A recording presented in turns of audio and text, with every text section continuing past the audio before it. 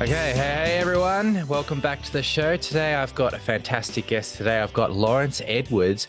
Now you'd know Laurence from his business Black Mountain Honey and his fantastic YouTube videos. Thanks for being with us today, Laurence. Oh, well, thanks for having me on board. It's great. Like, it feels like it's been about 24 hours since you first sent me an email and we were chatting, and then we just dived straight into it, which I love. There's no messing around, no planning. We just crack straight on with it. Yeah, excellent. And thanks again for the YouTube videos. They're fantastic, mate.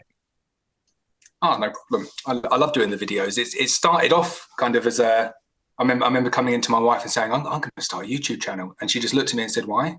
And I said, I don't really know. And she said, but everyone, like, it was a honey selling business. And she said, you're going to do a YouTube video to sell honey to beekeepers. And it kind of took me back. I thought, yeah, she's got a good point. She's got a good point. And but I was stubborn enough to ignore her and just cracked on with it anyway. You're just a big PewDiePie fan. Well, yeah, I do. My normal job is it's a good job, but it's pretty dull. And I think I was just pining for a creative outlet, something a bit more fun, a bit more creative. Yeah. No, well, they're fantastic. You've done a really good job. So, thanks very much. How'd you like to start us off today with a funny beekeeping story? Oh, I love this. I've got loads of funny beekeeping stories. They're not so much, actually, they're not funny. They're more kind of like funny at my expense. And this seems to be like a common theme with my beekeeping, whether I'm getting like stung badly by the bees or doing something horribly wrong. But the one that I always go back to is that when I was starting out beekeeping, I wanted to do everything on the cheap. And I didn't want to buy bees. I didn't want to buy queens. So I was like regular swarm hunting.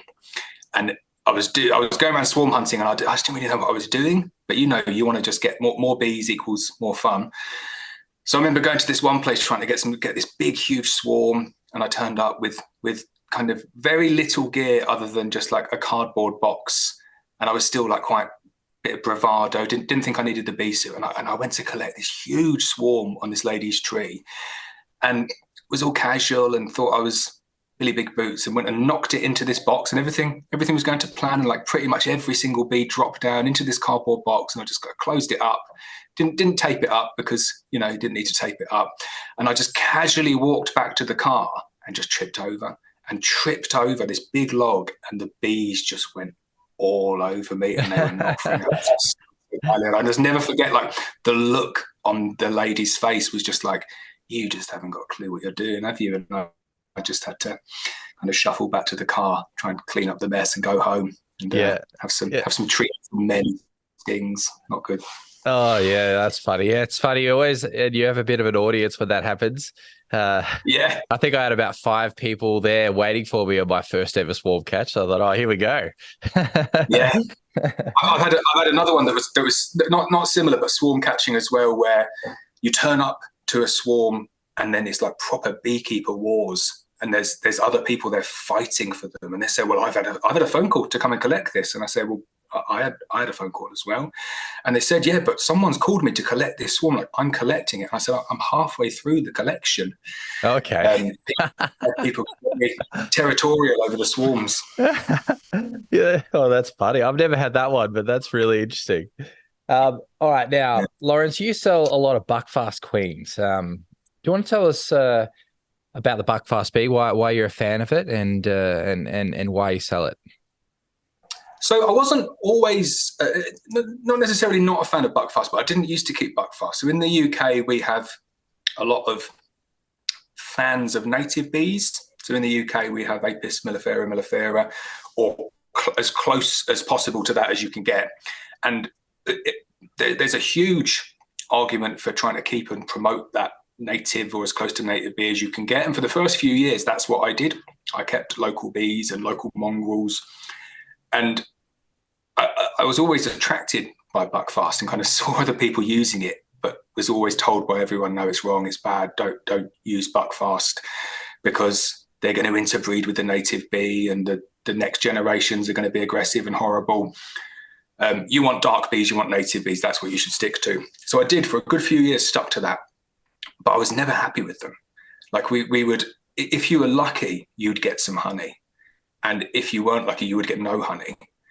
but you would definitely get quite a lot of aggression and anger and chalk brood, and just generally not a nice, happy beekeeping experience. And I remember very vividly one day going out, and I had my full beekeeping suit on, and I had about maybe 30 or 40 colonies at that point, going out and doing a full day of inspection. And I just got halfway through and I just thought, I can't handle this anymore. Like, it's psychologically draining doing all this work and not getting any honey. But I physically cannot handle the pain of being stung so much through my bee suit, just trying to inspect the bees. So I thought, that's it. I got to try something. So I bought some Buckfast, and the rest is history, I guess, because as soon as I bought them, like kind of 4 or 5 weeks later, you started to see what they did in terms of how prolific they made the bees. I wasn't used to having 12 frames of brood, and I wasn't used to having brood going up to the edges of the frames.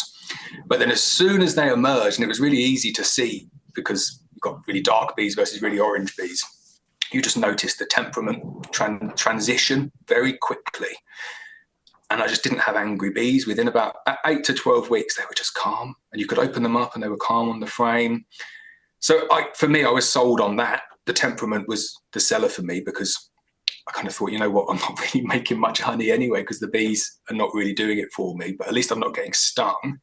But then the following season, after I jumped fully into Buckfast, like instead of getting maybe 1 super or half a super of honey, I was getting 4 or 5 supers on each of my colonies. And I just thought, well, what's not to like with Buckfast? Like, it just seems to be everything's clicking. They're doing what I want them to do. They're making honey, not getting the chalk brood, and they're really friendly.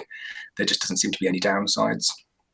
You get your Buckfast lines from Duncan Simmons, is that right?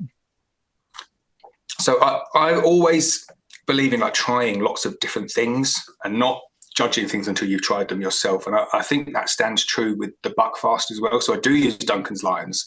I've probably bred off, I've had about 20 or 30 queens from Duncan, and there's 2 that I really like.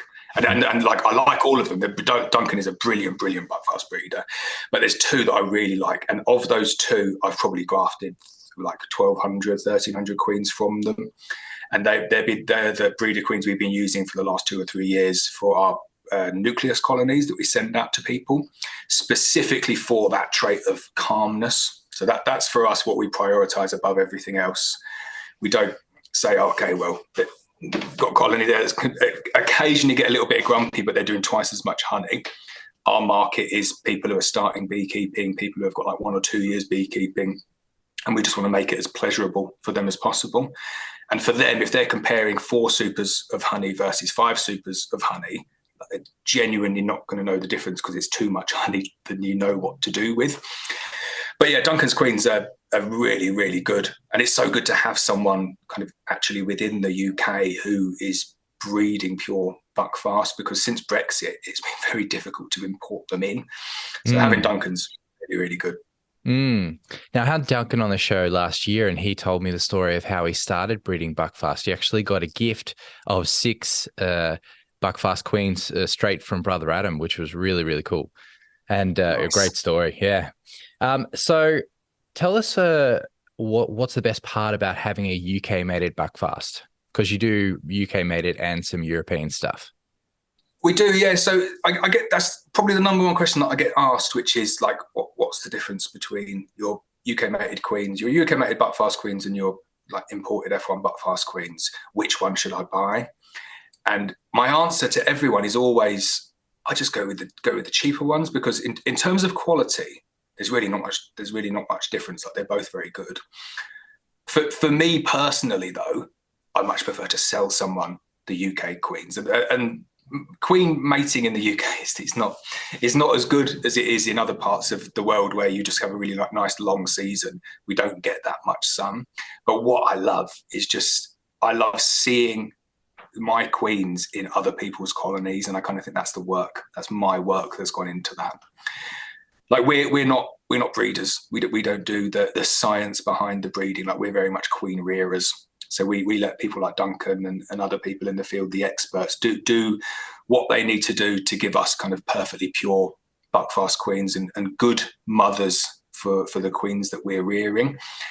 So kind of it's quite easy for us. Rearing queens is pretty easy, but then not everyone has access to someone like Duncan, and Duncan doesn't have an endless supply of top quality queens. And I like to think that he'll, set aside some good ones for us. But yeah, so the difference between the two is that there isn't a huge amount of difference in quality. But I do, I like selling the UK ones just because they're my babies. Mm-hmm. And do you notice there's much of a variation between the lines of the origin of Buckfast bees around Europe? Yeah, huge origin. And this is the strange thing. And this, I think this winds a lot of people up about Buckfast, because they say, well, that's definitely not a Buckfast queen because it's really dark. And I say, well, it is. Trust me, like it's a pure Buckfast queen that I've taken and I've grafted from it. And it's just that is just the line. They all come out the same color. It's just a kind of nuance of the line that it's like a darker Buckfast or you get a lighter Buckfast. So what I really love about it is that genetic diversity and that people take it off in kind of slightly different directions, but it's all, you're kind of trying to reach that end point and the same traits that we're being bred for. But it's a hybrid, isn't it? It's not a perfect species of bee. You're not looking for uniformity. You're looking for kind of driving towards the traits that people want. Mm-hmm. So that's what makes it exciting for me. Yeah, interesting. So in your YouTube videos, you've got a couple of different videos about how to build cells. You've got one on the Michael Palmer 10/10 method, and you've also got a Queen Right starter finisher. Do you want to tell us what do you prefer and what are you using at the moment, and what are the good points about both? So I still use the 10/10. So for me, that was the first method that I ever learned. And I just think it's a really, really good method. I've got so much respect for Michael Palmer. Like, he's a great guy. But the method for me, I think it works so well in terms of quantity. So just you can just do so many grafts and you can put them in the starter and you can literally take them out within 24 hours and you can reuse the starter a number of times. So the work that goes into creating that starter, if you want it to, you can probably get a lot more than I get. You could easily get like 200-300 grafts started in there, and then you can move them on for finishing elsewhere. So I think in terms of numbers, that's the best one, and that's the one that I'll always go back to, and that's the one kind of commercially that I will always use. The reason that I started doing the other ones though is that I had loads of comments coming back saying that I've got 3 hives in my back garden. Like, it's not for me. I can't really build a starter and give a starter that much resource from my small apiary. Is there another method? And having tried pretty much every single different YouTube video out there, the one that people always come back to is they say, can you just show us as many different queen rearing techniques as possible? So that's what I'm focusing on at the moment. I've not tried a huge amount. Like, I've tried, I use the 10/10 because I love it and I know it works. And then I dabble in other ones, and that's what I'm going to continue to do, which is dabble in other ones. But what I do like about the single box method is just the simplicity of it. And when I was trying it out for the first time, I wasn't necessarily sure that it was going to work. I kind of thought, this doesn't really, I understand the science behind like the separation between the queen and the cells and the open brood, but I just didn't think it was going to produce the queens as well as it produced. And if I was a beekeeper and I just had a couple of or maybe 3 or 4 colonies in my back garden, that's a far neater solution, because you're not investing so many resources in a starter, and you can just kind of take the cells out and use them as you need them. Yeah, that makes a lot of sense. And it's the same with me as well. I get a lot of questions about this, and I'm actually trialing a few of my own Queen Right cell builders at the moment. I do agree with that. Now, Laurence, where can we find you online? So everywhere is the answer. So we try and spread our wings as far as they'll go. Like, we put a huge amount of efforts into YouTube, so you can obviously find us there. But I feel I've probably neglected the other social media channels a little bit. So especially Instagram and Twitter, X as it's now known, but even ones like TikTok. So I'm starting to try and post a little bit more over on the different social media channels. It's interesting you say, because obviously the main place to find us is our website, and we've just spent the best part of 6 months revamping the website, and it goes live on Friday the 12th of January, and I'm so excited because it's been completely transformed. Like, I built the old website and it was just a standard Wix site, and it was good, it was fine, and it worked, but I wanted to try and take it to the next level. So I just ran the current website is actually really good as well. Yeah, I'm glad you like it. Like I self-built that, but it needed the input of a professional. So I just invested in some random person on the internet who had some relatively good reviews and trusted him. And I'm so glad I did. He's done a really, really good job. So it's going to hopefully move us up a notch in the rankings. Oh, fantastic. Now, speaking about that, what products are you offering in 2024? So same as last year, really. We're not ones for over diversifying in terms of number of products or the range of individual products. In fact, we do quite the opposite. We just try and keep it simple. So we're selling nucs, but we focus on just two frame types, which is a national and a Langstruth, which is gaining quite a lot of popularity. But we're nearly sold out. Like, we set ourselves a target to reach a kind of like a 50% of our capacity by the 1st of January. And we're going to have sold out by the 1st of January for the overwintered nucs. So the demand is huge for those. And then the same with the queens. Like, we don't offer a huge variety. We've put a few more in, a few different lines in. So we've got some Italians this year, and some Carleolans. And then even spreading out, we've got some different VSH Buckfast lines coming in, not bred or reared by me. They're coming in from Malta as well. But good selection of queens, good selection of nucs, and then we've got the honey products to kind of supplement them. That's interesting. All right. Well, thanks so much for being on the show today, Laurence. Is there anything else you'd like to chat about before we wrap it up? I'm just a little bit jealous of how warm it's going to be in Australia today. So, go on, do you want to rub it? Oh, I've got a very nice day ahead of me, actually. Yeah. It's about 4 degrees here and drizzly. So we'll leave it on that note, eh? Oh, yeah, no, it's going to be great here. Well, thanks so much for being on the show. Really appreciate it. And keep bringing us those fantastic videos. Really appreciate that too. Nice one. Cheers, Brent. Thanks for the invite. Take care. Thank you.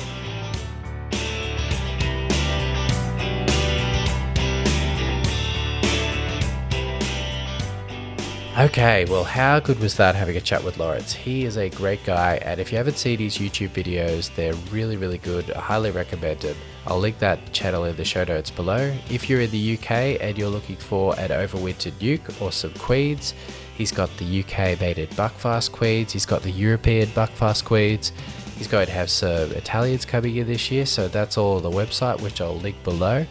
And while you're on the website, check out some of the other cool stuff he's doing. He's doing hoster hive, he's got a honey extraction service, he's got heaps of really, really good content on how to raise queens, step-by-step instructions, videos, really, really good stuff. So thanks again, Laurence, for coming on the show. Now, here's something new. I've just started a Facebook group for this podcast. It's called Breeding the Honeybee, and it's a great place to join the community, have a chat about the episodes, maybe teach us a few things. So I'll link that group in the show notes. And until next time, thanks so much for tuning in.